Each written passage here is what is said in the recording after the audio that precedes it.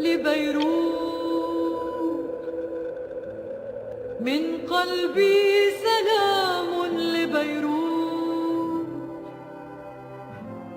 وقبل للبحر والبيوت لصخرة. These images from the 60s and 70s of Beirut have never left Elie Saab. His collection is a tribute to this golden age, to these mesmerizing times of love and peace, to a beautiful memory that is destined to remain alive.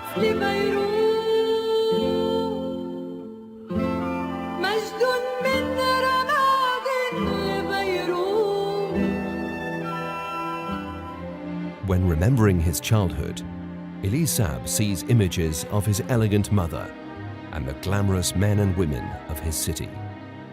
A vibrant Beirut gleaming with life, joy and festivities, admired by people from around the world.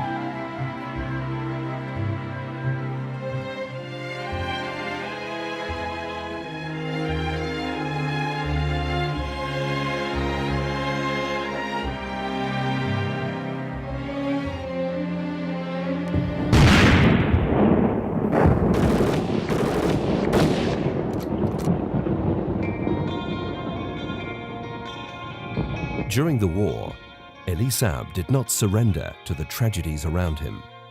Using his designs as an escape, he launched his first collection at the mythical Casino de Leban, just before carrying his dream to Rome and making his debut on the international scene.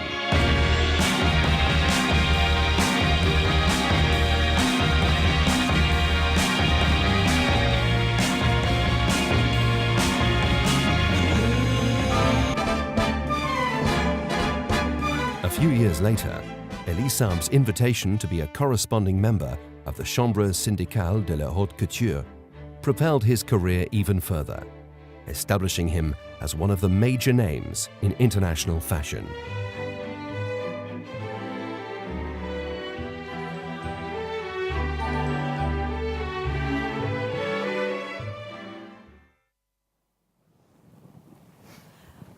Elie Saab.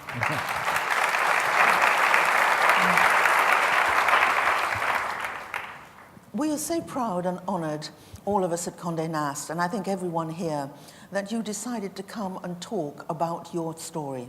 I've already done an introduction, but I want you to tell us in your own words, back in the day that we've seen here with all its triumph and tragedy, did you ever imagine that you would be a worldwide known designer, somebody who falls off the lips of anybody in the fashion world?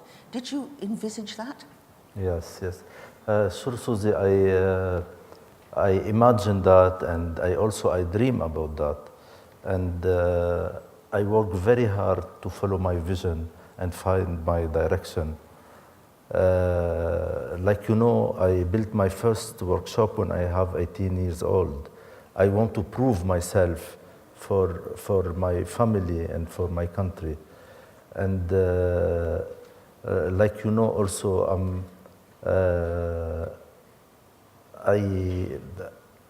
I work a lot to arrive here. It's nothing by chance, but it's very important to work with a right direction always.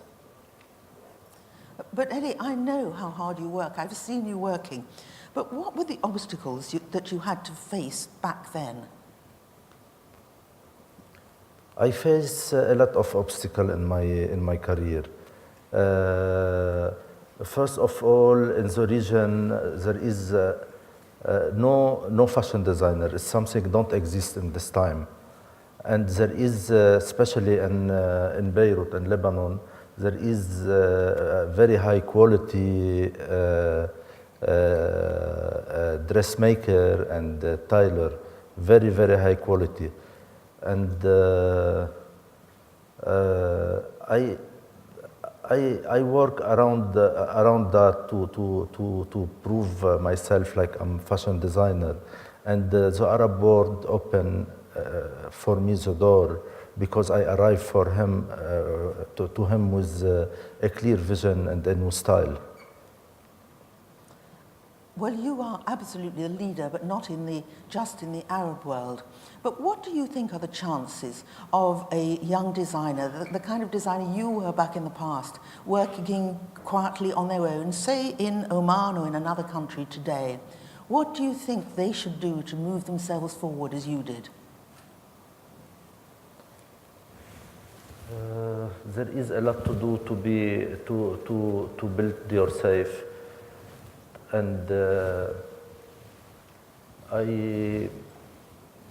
I believe now everything is changed. The global world is changed, and it's more easy for young generation now, and especially with social media and with the technical digital, he makes the life honestly more easy, and he can. I believe now every talent can find his place if he has the right product.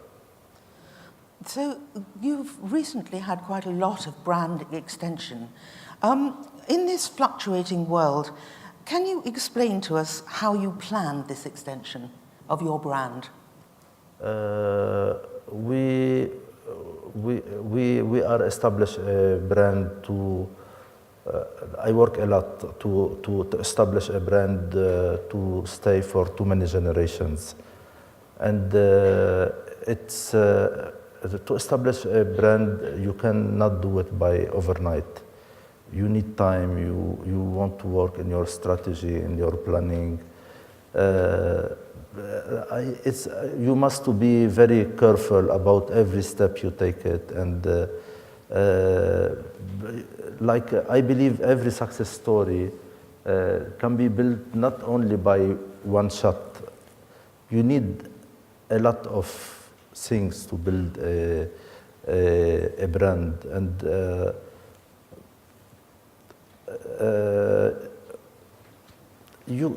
when we say a brand, mean a lot of suffering and a lot of work around. It also, as you say, needs a lot of time. I mean, you have taken your time, if I may say so, in opening flagships. We know, of course, Paris has been there quite a long time, but in London and very recently in New York. Are there other plans that you're going to open other stores? My style, I work slowly but surely. And this for me is very important. I like always think about my strategy, about my planning. And I believe we arrived to do like more than 10 flagship in the world. And we choose a more beautiful strategic location all around the world to be near our client and to present a good service for our client. And I believe we do all that on 6 years. I feel it's not easy to do that in 6 years. You haven't quite answered my question, and maybe you don't want to, about whether there are any stores planned for the future, or are they a secret? Are there any stores planned in other countries and other cities? Are you going to open somewhere else now? Yeah, sure. We have in our planning we have a lot to do. Now in 2 months we open Geneva, and we have the plan. It's very exciting and challenging. One thing that you have got, which maybe is almost typically of this region, you have your sons who can work with you and support your company. What's it like working as a family business? How do you balance the family and the sort of corporate sides of your life? Honestly, it's not a family business. I don't believe it's a family business. It's a company with family values. It's a big difference, because I don't force my sons to be with me, with us in the company. Everybody study, everyone from him, he study what he like.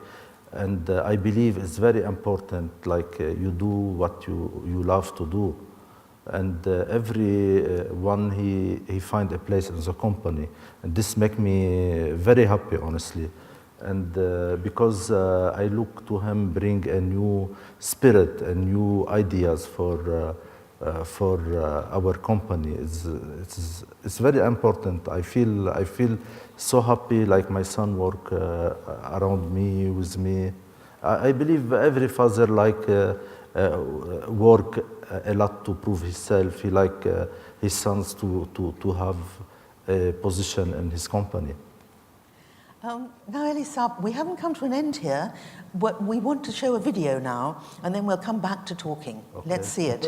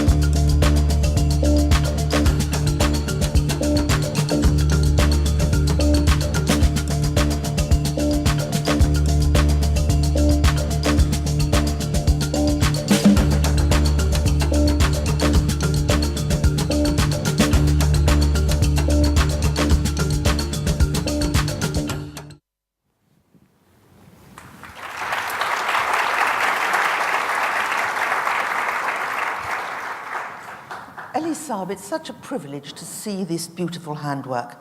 I've been to your studios in Beirut, and I was very impressed because they really are just like the studios we see in Paris with the little petite main making things. Is it important for the Elie Saab brand to have handwork? Of course. I believe especially in haute couture, handwork is very, very important. And in somewhere can be the secret of the haute couture, because always handwork takes the creation to another level. Because we can do a lot by hand, in machine you don't can. It's different. because every creation can be more beautiful when we do it by hand, and especially in our atelier in Beirut, we have a lot of expertise. I build a very strong platform for haute couture in Beirut, and for that in the 90s, I feel like my country and my region is very small on my dream. I moved to Europe to make an international name for me and to produce my pret-à-porter in Italy. Well, couture seems to be having quite a renaissance at the moment. What's your take on this? Do you think that couture is really something that can continue through this age? Honestly, never. I believe on that, because I believe always where there is women, there is haute couture, because women always like to be very unique when she have a very important occasion, and especially now we have a big demand from young people for haute couture. I believe haute couture something stay for long time. It's another level of luxury. We're looking here in the pictures about your many, many red carpet creations. How important is that to you? Red carpet for me is very important, and even it's very important for too many brands, because it's beautiful. It's a podium with real women on it. It's not models. This is very important, and also when I see my creation glowing in the stars, and she's very happy in it. I feel a good motivation and beautiful feeling for me. On the practical side, you obviously have gone into the accessory arena and also fragrance, and you have recently launched sunglasses from Safilio. How important are these extras to the business? I believe to build a brand, we need too many items, too many products to be an entry point for all around the world.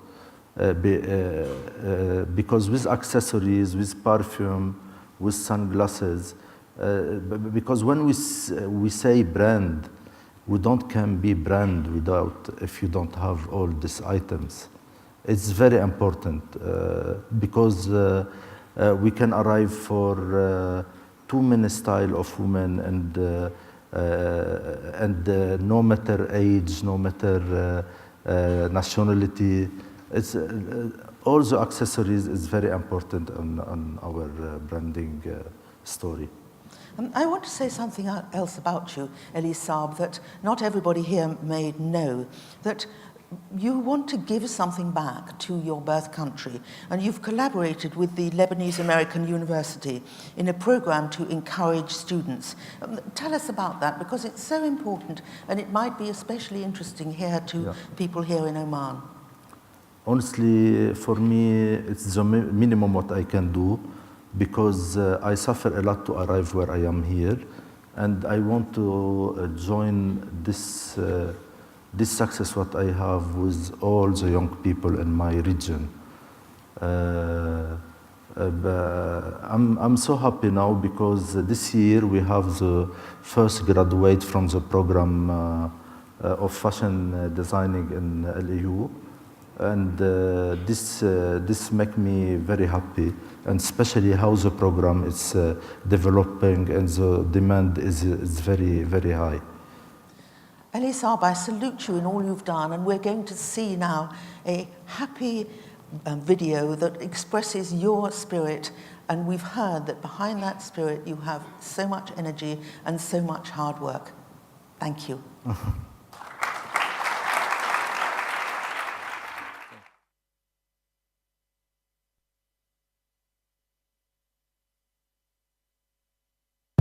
on my rocket, on my rocket, on my rocket ship.